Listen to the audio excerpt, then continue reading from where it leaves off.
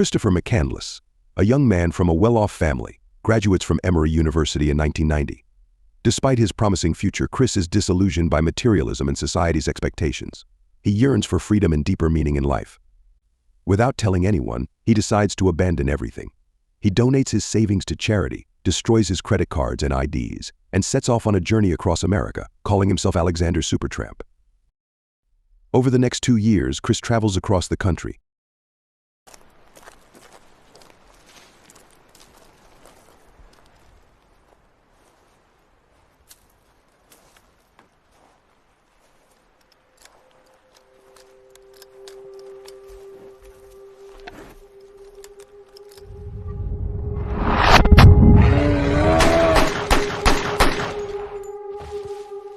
Living off the land, hitchhiking, and meeting various people along the way. He forms friendships with a hippie couple, Jan and Rainey, who are living on the road, and Wayne Westerberg, a grain elevator operator in South Dakota, who gives Chris work for a while. Along his journey, Chris rejects material wealth and continues to distance himself from his family, refusing contact even though they desperately try to find him. One of the most significant relationships Chris forms is with Ron Franz, an elderly man who has lost his family. They bond deeply, and Ron offers to adopt Chris as his grandson. Chris, however, declines, determined to follow his dream of venturing into the wild. Chris's ultimate goal is to live in the Alaskan wilderness, where he believes he will find true freedom. In April 1992, he arrives in Alaska and hikes into the wilderness, eventually finding an abandoned bus, which he makes his home. He lives there for months, hunting small game, foraging, and documenting his experience in his journal. However, as time passes, Chris realizes the harsh realities of living in isolation. He struggles with finding food and eventually becomes weak and malnourished. In desperation, he tries to leave the wilderness but finds the river he crossed earlier has become too dangerous due to the melting snow. Trapped and starving, Chris becomes too weak to survive. In his final days, he reflects on his journey and realizes that true happiness comes from sharing life with others. He writes in his journal, "Happiness only real when shared." In August 1992, Chris dies alone in the bus. His body is discovered weeks later by hunters. Through his story, Chris's search for freedom and meaning is both an inspiring tale of adventure and a tragic reminder of the dangers of isolation and idealism.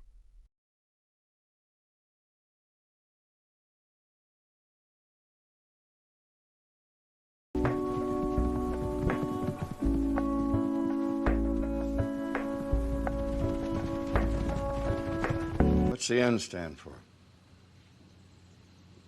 North. Chris was writing his story,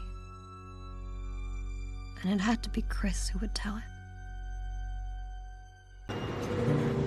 Hi, do you have the time? The fragility of Crystal is not a weakness, but a fineness. I mean, you're really good. I mean, you're like 100,000 times better than like any apple I've ever had. I'm not Superman, I'm Super Tramp. You're Super Apple. You're so tasty. You're so organic. You're so natural. You're the apple of my eye. Some people feel like they don't deserve love. They walk away quietly into empty spaces, trying to close the gaps of the past.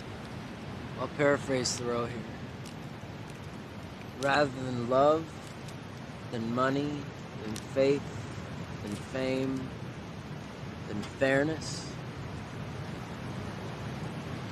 give me truth. If we admit that human life can be ruled by reason, the possibility of life is destroyed.